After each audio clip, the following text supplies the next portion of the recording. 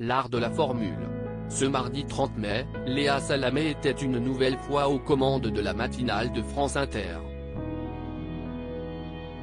Cette fois, la complice de Nicolas Demorand a reçu Bruno Retailleau à son micro. Lors de son passage, le président du groupe Les Républicains au Sénat a été longuement interrogé sur la question de l'immigration. La journaliste matinalière est notamment revenue sur l'appel du pied de Gérald Darmanin à Bruno Retailleau, quelques jours plus tôt, dans les colonnes du Parisien. Le locataire de la place Beauvau a en effet proposé à son ancienne famille politique, dans laquelle se trouve le sénateur de Vendée, de travailler main dans la main sur le sensible dossier de l'immigration.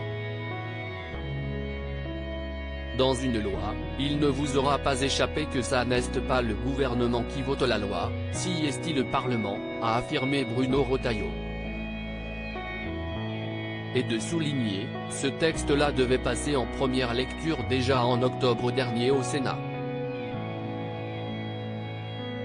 Il a été sans cesse programmé, déprogrammé, reprogrammé, saucissonné, refusionné.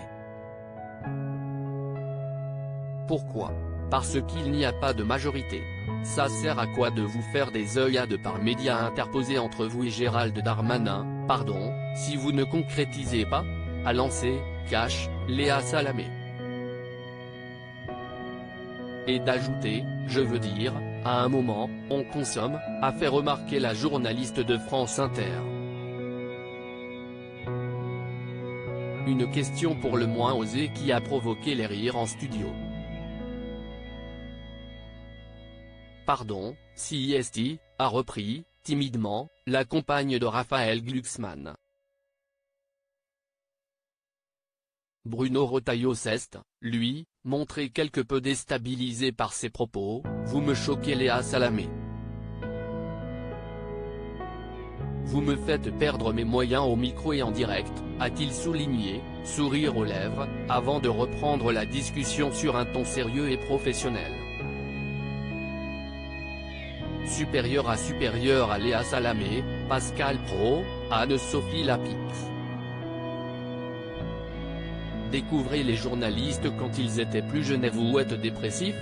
Léa Salamé cache face à un ministre, que ce soit sur le plateau de Quelle Époque ou dans les studios de France Inter, Léa Salamé a la réputation d'être pugnace. Face aux politiques, elle n'a en effet pas peur de poser les questions qui gênent ou celles qui fâchent. En mars dernier, la journaliste s'était déjà montrée très directe avec le ministre de l'Industrie Roland Lescure.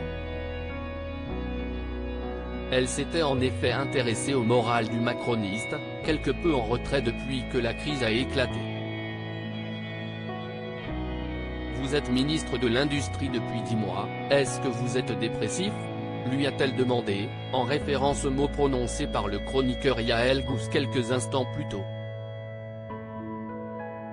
Est-ce que vous souffrez, comme vos collègues ministres, de voir vos sujets écrasés par la réforme des retraites depuis 3 mois ? L'occasion pour Roland Lescure de rassurer les inquiets. Absolument pas, a rétorqué le frère de Pierre Lescure. Parce que d'abord, l'industrie tourne tous les jours, celle qui va bien, et que l'on est en train de décarboner avec une révolution industrielle qui va produire des milliers de jobs, et celle qui va moins bien, elle aussi, et je suis à ses côtés, positive-t-il malgré tout. Une réponse qui a évidemment réjoui Léa Salamé, donc vous n'êtes pas dépressif. Crédit photo, capture d'écran France Inter.